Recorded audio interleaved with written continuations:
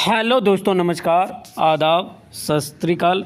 आज आप लोग ले जो केस लेकर के आया हूँ, यह जो केस है यह बछड़ों में होने वाले डायरिया का केस है। बछड़ों में किन किन कारणों से कौन कौन सी डायरिया होते हैं। यह जो डायरिया आप जो देख रहे हैं ब्लडिंग डायरिया है, लेकिन बछड़े बछिया में जो ब्लडिंग डायरिया होता है उसका कारण कौन सा होता है, क्या होता है। यह बछिया जो है वो 3 दिन से लगातार खूनी दस्त कर रहा है। पशुपालक ने बताया कि इसका दवा दिया जा रहा है, लेकिन इसमें कोई सुधार नहीं हुआ। इसका कीड़े की भी दवा दिया गया, लेकिन इसमें कोई सुधार नहीं हुआ।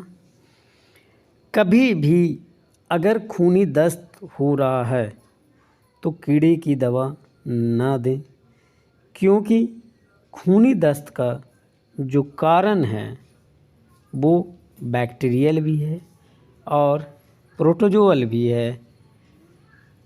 इसीलिए ये डायग्नोसिस करने का होता है कि यह जो है बैक्टीरियल है कि प्रोटोजोअल है कि फंगल है कि वायरल है कि न्यूट्रिशन है कि डिवर्मिंग है।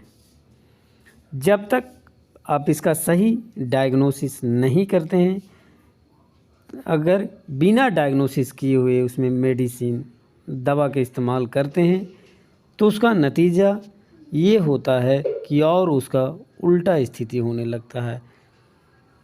इस बछिया का पशुपालक ने बताया कि शुरुआती अवस्था में हल्का हल्का बूंद बूंद इसमें खोबर के साथ खून आ रहा था, लेकिन धीरे धीरे केवल और केवल खून और म्यूकस और चर्बी साथ में आने लगा।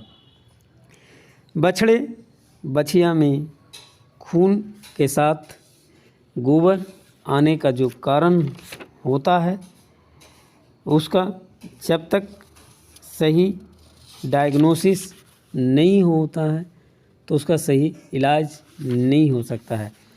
बैक्टीरियल में E coli bacteria, salmonella bacteria, clostridium या हेमरेजिक डायरिया कराता है। वायरस में जो है रोटा वायरस के कारण भी जो है खूनी दस्त होता है।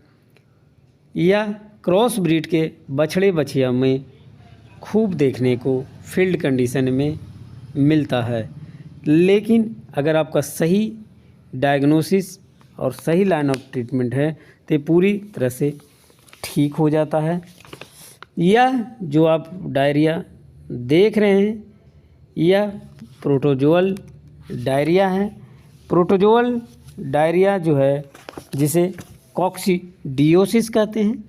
कॉक्सीडियोसिस का जो कॉज एजेंट है वो इमेरिया वंश नामक ब्लड प्रोटोजोआ के कारण होता है, जिससे पाचन तंत्रिकाएं जो है उसमें रैप्चर करता है, जिसमें म्यूकस भरा खून या चर्बी मिला हुआ गोबर जो है आने लगता है। जिस तरह आप देख रहे हैं कि ये बछिया जो है केवल और केवल खून ही इसका गोबर के साथ आने लगा।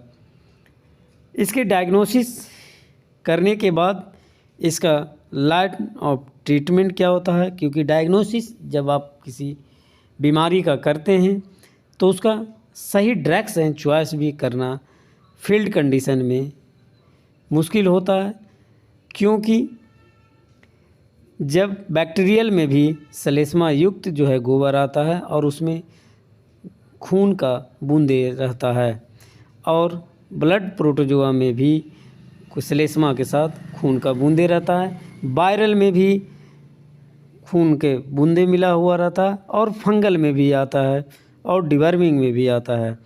ये सब को डिफिशेंट करने के बाद इस बछिया का जो है कॉक्सीडियोसिस के था, जिसके कारण इसका कॉक्सीडियोसिस का इलाज किया गया। इलाज के रूप में इसमें मेट्रोन का इस्तेमाल किया गया। मेट्रोन के साथ साथ एक्रिफ्लामीन का इस्तेमाल किया गया। साथ में इसमें बुपरवाक्यून का इस्तेमाल किया गया।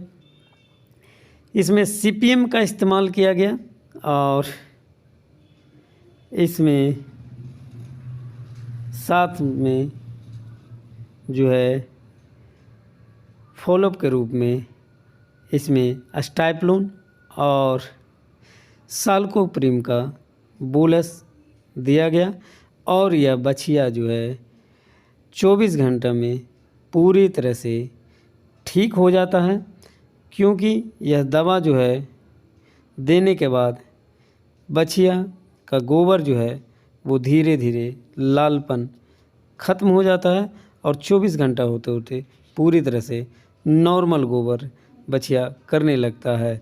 इस तरह के और अधिक जानकारी के लिए चैनल को सब्सक्राइब और लाइक करें। धन्यवाद।